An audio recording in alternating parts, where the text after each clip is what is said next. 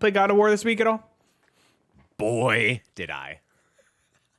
I really liked what you did right there. How is it for you? I'm enjoying it. I'm still enjoying it. I played another 8 hours from where we were last time. I've kind of just streamlined story-wise.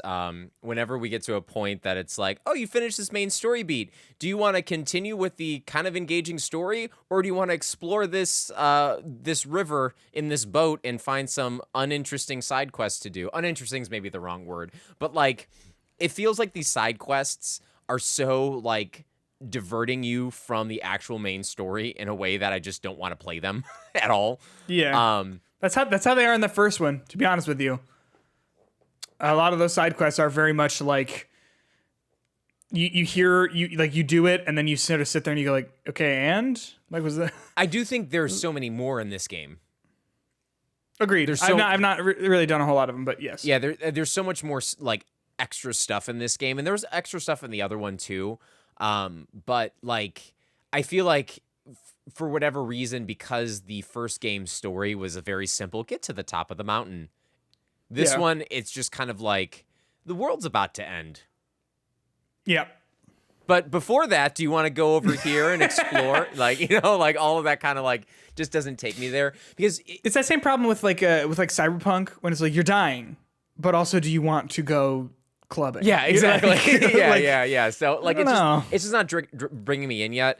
But it is making me predict towards the end, and I'm pretty sure that much like the last game, I'll be able to play afterwards. So I don't know if they're going to be a point of no return point where they save you before the final defeat with what happens with your character. But I don't think there would be anything wrong with me coming back at the end of the game to actually finish these side quests and continue them once I can start actually thinking about my character build, other than just trying to do the strongest thing possible. And maybe I'll go for the platinum. I don't know, but I'm really enjoying the game. The story itself is uneven. I think a lot of the times there's a lot of moments in the game when there's something that you didn't need to go to a place to do a mission. It'll be a 40-minute mission that you go through, and it's I didn't need that. It's I need to get this thing. Then you go get the thing, and then it's all right, now we can go back and do the thing from before. But then we need to get this thing. It's just so many of those things that keep taking me away from the basic main story that I want to find out about, which is what the hell is happening with Ragnarok. Yeah, I would agree. I like the diversions enough, but there's an extended section. It's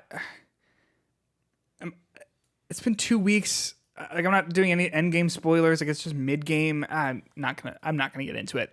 There's an extended section where you are getting to know one character really well, and it's an hour and a half, and it probably could have been about half that, because it's okay, we don't need to go. But the game goes a really long time without doing any combat, and it feels oh fuck, we need to put some combat in this. So yeah, let's go clear out this sinkhole, I guess, and ride on the back of this elephant thing, which we've all done this before. ox. We've all done that for before. way too long. Yeah. Before getting to the story stuff, but and I'm liking it. But in addition to that, I think part of my problem with the story of this game is it's done still in the one shot, and they do some clever things to kind of insinuate the passage of time a little bit more, where I would assume it doesn't by the end, it doesn't necessarily have to happen 7 consecutive days. There could be weeks that pass in some of this stuff, and they still have the illusion of a one shot. They just go through a lot of this character development stuff really quick. I think you're about to get to a part where they're going to resolve a huge fucking issue in a 40-minute escort mission. And okay. And it's the change happens with more dialogue between cutscenes as they're walking through environments and stuff. And a lot of this stuff is just getting resolved with these conversations between that are filling up the walking from place to place. And it just seems like everything happens so quick in it. Sure. And all the plot beats are there.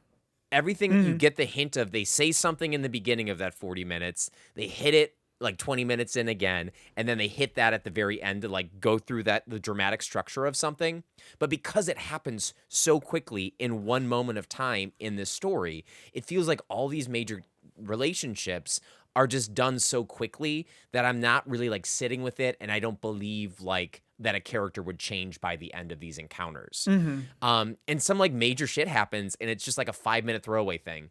And it's like, oh God, that was a big moment for this character, but it just was like such a minor part of it. So I think some of the pacing of the character development is still not great.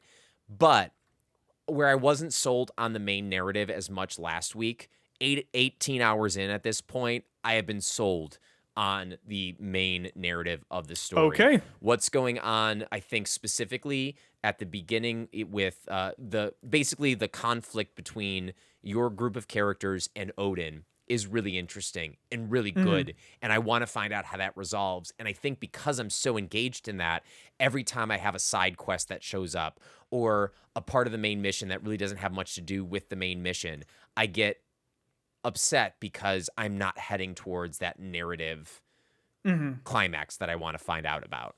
What are you thinking about now? We were talking a little bit before about combat stuff. What are you feeling about the combat in this game versus God of War 1?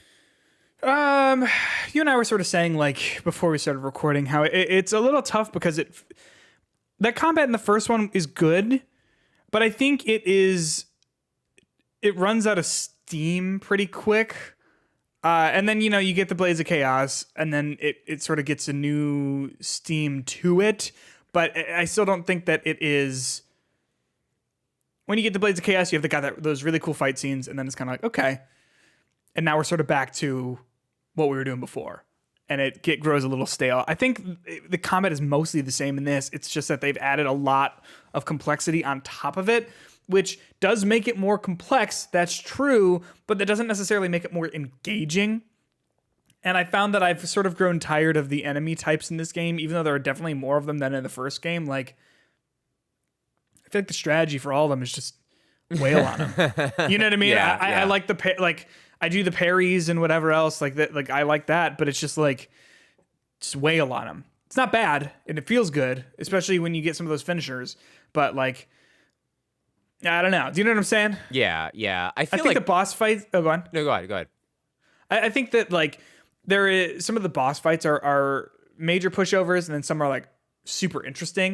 And I think that stuff is pretty good, especially like the really, really interesting, complicated ones. Because they're like the pushover ones are fine, but like sometimes you'll start a boss fight and you're like, oh, easy out. Okay, I see what's happening. Like, oh, it's a gimmick boss. Shoot the centaur in the horns, sure. But like. There are some that I think are really satisfying, and I wish more of the combat was that sort of like challenging stuff. Maybe I should just bump up the difficulty, but I'm also playing it for work, so like I do need to be getting it through it at a relatively quick pace. So I think there's like legit like parts that can be kind of challenging, and I think like there are like end game fights that I think will happen that will really use combat in a way that I just don't think you get by like killing the random mobs in these combat arenas that you get. Yeah. And I think there will be more of that stuff to come. And I just got to a part of the game that kind of changes combat up in a very significant way that I think is refreshing enough that it's added a lot of cool little things to the game that I think it's definitely better than the first game, but it's not as much of a change as I was hoping for. Because I think I was talking about, I was thinking there'd be much more like a build you could do or a combat loadout you could do. Yeah, you can like use different runes and stuff to kind of change your character, but it still feels very much like once I get comfortable with this thing, this is what I'm going to do. And there's still so many fucking things to upgrade that you got to pick a lane. Otherwise, you're going to be like out of like level and you're not going to be like upgrading yourself appropriately. So I've just kind of been like the pre-order armor set that I got. I've been wearing that the whole time. I keep upgrading it. I don't know if it's the best one, but it's the one with the highest stats right now. So I'm going to keep that. Right. So I don't really feel like I need to constantly like change my armor pieces at this point. I just upgrade what I have and then I'm happy with that. Yeah. Yep. So I'm still liking it. I can't wait to see where it goes. And if you say that, hey, not that you're not making that argument of like, oh, it gets good at 18 hours, but the fact that you're saying it does start like it picks up that a little steam. bit. Yeah. It changes combat a little bit in a good way. Then I am certainly looking forward to that. So there you go. God of War Ragnarok. And can I say one more thing? Else? There are just some slight as moments many things as you want where Kratos has like these real like moments of vulnerability. And there's one point I was like, are they gonna make Kratos silently sob in this scene? And like the fact that I was even having that thought about Kratos in a God of War game, I think he's a much more complicated character in this one than in the first one, I think. Because I think he's had the time to stew on everything that's happened with Atreus. And so I think that his unwillingness to change and in the first one just seems like a character, like that's just like who he is. Whereas in this game, his unwillingness to let Atreus really like grow into who he is and like foster that curiosity of like, who am I in all, like, what's my place in all of this?